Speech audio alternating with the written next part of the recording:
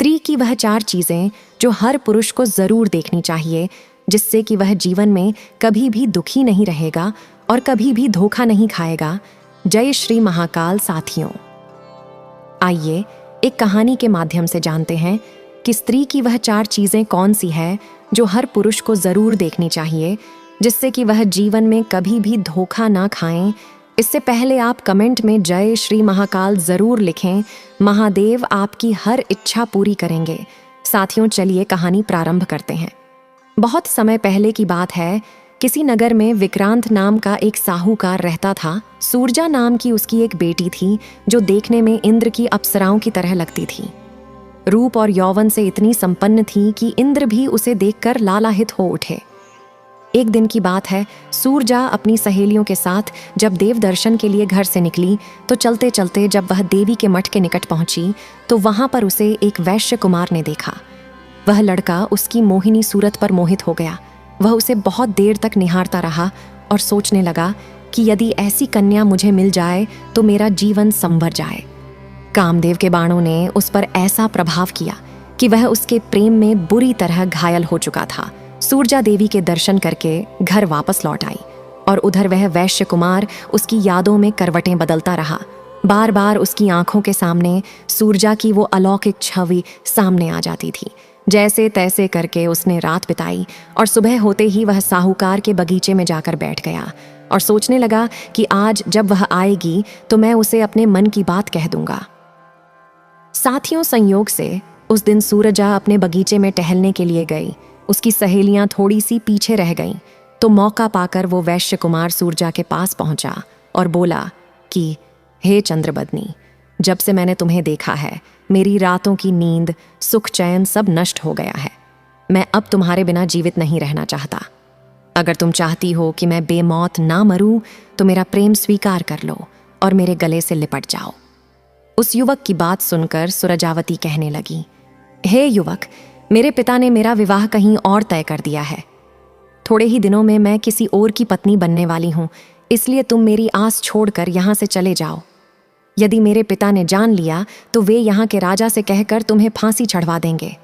साथियों, कहते हैं कि जिस तरह कौआ रात में नहीं देख सकता, उल्लू दिन में नहीं देख सकता, इस तरह कामी पुरुष ना तो दिन में देख सकता है और ना ही रात में। वह लड़का उसे किसी भी कीमत में पाना चाहता था।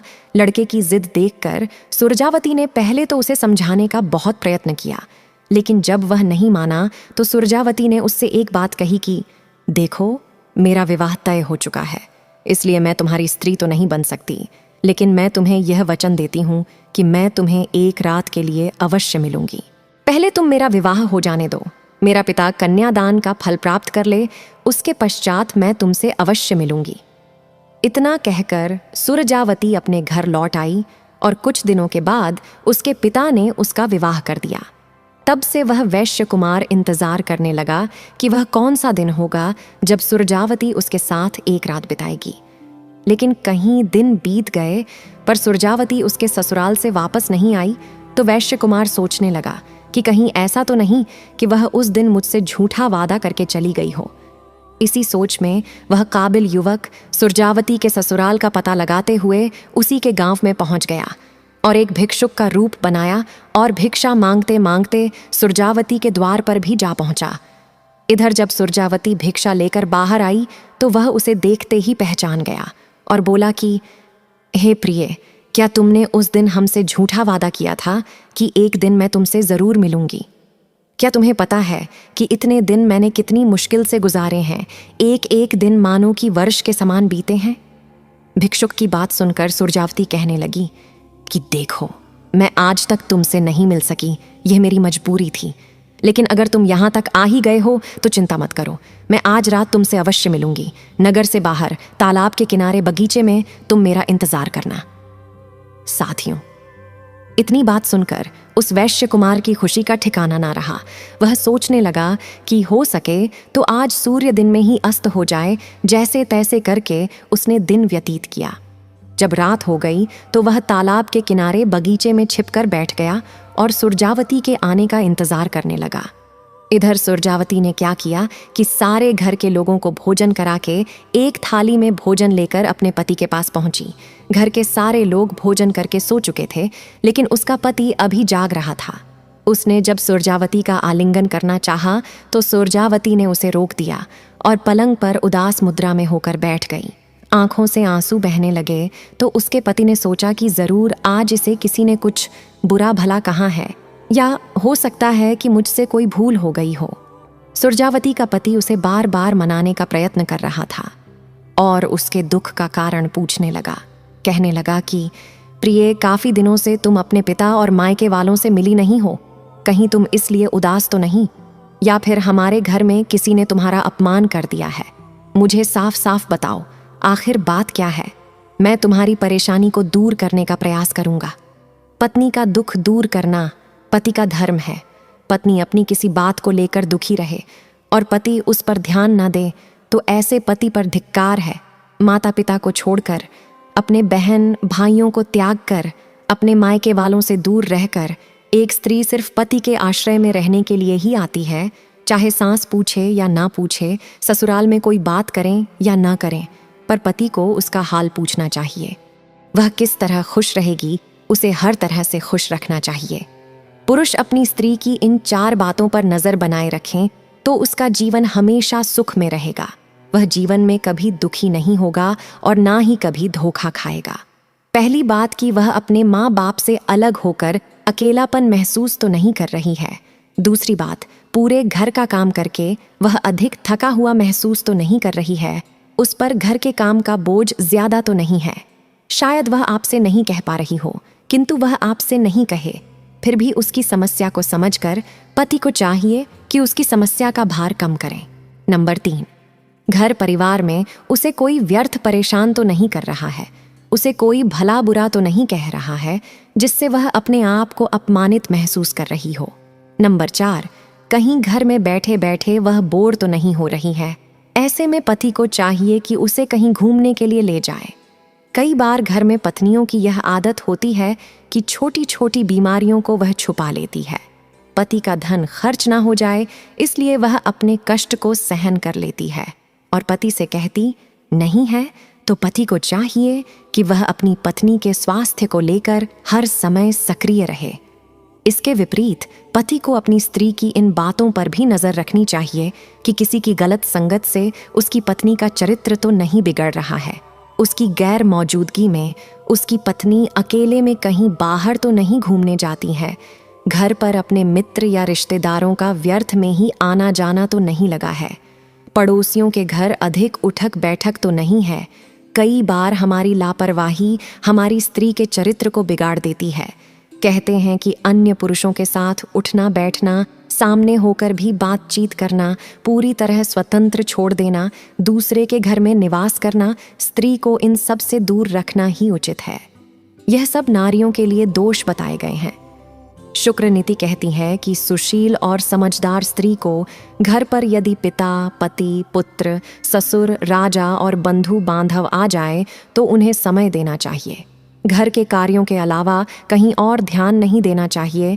पति के हंसी मजाक करने वाले मित्रों के मुंह नहीं लगना चाहिए, क्योंकि किसी अन्य पुरुष के साथ एकांत में बैठकर हंसना कुलीन स्त्रियों के चरित्र को बिगाड़ देता है। स्त्री के लिए किसी अन्य पुरुष के साथ बैठकर हंसी मजाक करना उचित नहीं है।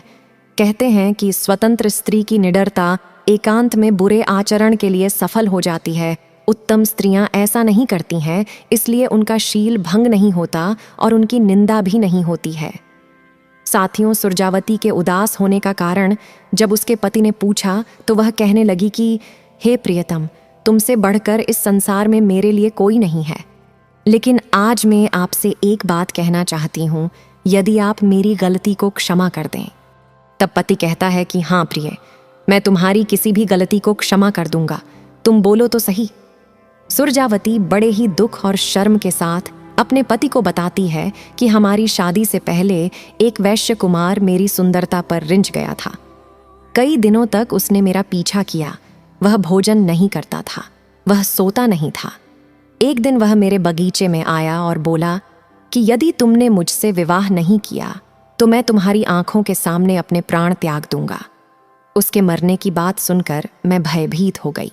मैंने उसे बताया कि अब मेरा विवाह तय हो चुका है, इसलिए मैं किसी और को स्वीकार नहीं कर सकती, लेकिन वह किसी भी तरह समझने को तैयार नहीं था। तब मैंने उसे एक वादा किया कि जीवन भर के लिए तो नहीं, पर एक दिन के लिए मैं उसकी पत्नी अवश्य बनूंगी। तब से लेकर आज तक मैं अपना वचन नहीं निभा पाई। मैं उससे मिलने नहीं जा पाई। इंतज़ार करता करता वह हमारी चौखट तक आ गया। मैंने आज रात उसके पास जाने का वादा किया है, इसलिए अगर आप मुझे आज्ञा दें तो मैं उसके पास जा सकूंगी। साथियों, पत्नी की ऐसी बात सुनकर पति की सांस थम गई। और सच बात है मित्रों की कोई भी पति अपनी पत्नी को किसी दूसरे पुरुष के साथ देखना नहीं चाहेगा। सूरजावती का पति भी अचरज में पड़ गया। वह सोचने लगा कि ऐसी स्त्री को धिक्कार है जो मन में पर पुरुष की इच्छा रखती हो। काफी देर तक सोच विचार करने के बाद सूरजावती के पति ने अपनी पत्नी को उस युवक से मिलने की आज्ञा दे दी। पति की आज्ञा मिलते ही सूरजावती भोजन का थाल लेकर उस वैश्य कुमार से मिलने को चल दी। घोर अंधेरा था और अंधेरे में वह उसे बगीचे की ओर चली जा रही थी। तभी रास्ते में एक चोर चोरी करने के लिए जा रहा था। सूरजावती को देखकर उसे चोर ने उसका रास्ता रोक लिया और कहा कि तुम कौन हो और इतनी रात को किससे मिलने जा रही है। सूरजावती डरती हुई बोली कि देखो मेरा रास्ता छोड़ दो, मैं किसी जरूरी काम से बगीचे में जा रही हूँ। तब चोर कहने लगा कि तुम नहीं जानती कि मैं एक चोर हूँ और हाथ में आया धन कैसे छोड़ सकता हूँ। सूरजावती कहने लगी कि देखो मेरे पास जितने भी गहने हैं वो सारे तुम रख लो, लेकिन मुझे अपना वचन निभाने दो। चोर ने पूछा कैसा वचन? तब सूरजावती ने उसे सारी कहानी बता दी। चोर उसकी बात सुनकर दंग रह गया कि यह स्त्री बड़ी सत्यवादी है जो अपना वचन निभाने के लिए अपने पति से आज्ञा लेकर आई है। वह चोर चोरी करना तो भूल गया और वह भी उसके साथ संभोग करने की इच्छा जताने लगा। चोर ने सोचा कि इतनी वचन की पक्की है तो जरूर आएगी। चोर वहीं पर सूरजावती का इंतजार करने लगा। इधर सूरजावती वैश्य कुमार के पास पहुंची और उसे भोजन कराया। वह वैश्य कुमार सोचने लगा कि सूरजावती अपने वचन को निभाने के लिए इतनी रात को मेरे पास आई है। वह उसकी ईमानदारी से बड़ा प्रसन्न था। उसने कहा कि हे सूरजावती, वैसे तो मैं तुम्हें अपनी जान से ज्यादा चाहता हूँ, किंतु अब तुम किसी दूसरे पुरुष की पत्नी बन चुकी हो। उसने तुम पर विश्वास करके तुम्हें मुझसे मिलने के लिए भेज दिया। मैं उसके इस त्याग से समझ सकता हूँ कि वह तुमसे कितना प्रेम करता है। एक पति के लिए सबसे बुरा दिन होता है जब उसकी स्त्री किसी दूसरे पुरुष से मिलने जाए। मैं तुम्हारे पति के विश्वास और प्रेम की ओर तुम्हारे वचन की बलि नहीं चढ़ा सकता। जाओ, तुम अपने पति के पास लौट जाओ। इतना कहकर वैश्य कुमार ने सूरजावती को वापस भेज दिया। लौटकर सूरजावती उस चोर के पास गई। उस चोर ने पूछा कि कहो सूरजावती, तुम जिससे मिलने गई थी क्या उससे मिल आई? तब सूरजावती ने बताया कि मैं उससे मिलने तो गई, लेकिन उसने मेरी सत्यता देखकर मुझे छुआ तक नहीं। वैश्य कुमार ने जितनी बातें कही थीं वह सूरजावती ने उस चोर को सुना दी। सूरजावती के मुख से वैश्य कुमार की बातें सुनकर चोर का भी मनोभाव बदल गया। उसने कहा कि जाओ, मैं भी तुम्हें हाथ नहीं लगाऊंगा, तुम्हारे गहने भी मैं तुमसे नहीं लूंगा। चोर उसे कुछ दूर तक छोड़ने आया और सूरजावती अपने पवित्र शील के साथ अपने पति के पास पहुंची। जब पति ने पूछा तो सूरजावती ने सारी कहानी सुना दी। पति ने देखा कि सूरजावती जैसी गई थी वैसी ही वापस आई है। उसके हाव भाव, शरीर की रूपरेखा और वस्त्रों को देखकर पता चलता है कि वह पवित्र है, तो उसके पति ने उसे अखंडित सती मानकर उसका सम्मान किया। साथियों, अब प्रश्न यह है कि इस कहानी में सबसे बड़ा त्याग किसका था? उसके पति का, या उस वैश्य कुमार का, या फिर उस चोर का? पति का त्याग तो यह था कि उसने अपनी पत्नी की बात मानकर उसे दूसरे पुरुष के पास भेजा। वैश्य कुमार का त्याग यह था कि न जाने कितने दिनों से वह सूरजावती के प्रेम में इंतजार कर रहा था और मिलने के लिए छटपटा रहा था। उसके लिए उसने साधु का भेष बनाया और घर बार छोड़कर नगर में आया, फिर भी उसे जाने दिया। और चोर का त्याग यह था कि जिसका काम है चोरी करना, उसने स्त्री को तो छोड़ा ही, साथ ही उसके गहनों को भी नहीं लूटा। साथियों, अब आप हमें कमेंट करके बताइए कि इन तीनों में से सबसे बड़ा त्याग किसका था। वीडियो अच्छी लगी हो तो वीडियो को लाइक कीजिए और चैनल को सब्सक्राइब कीजिए।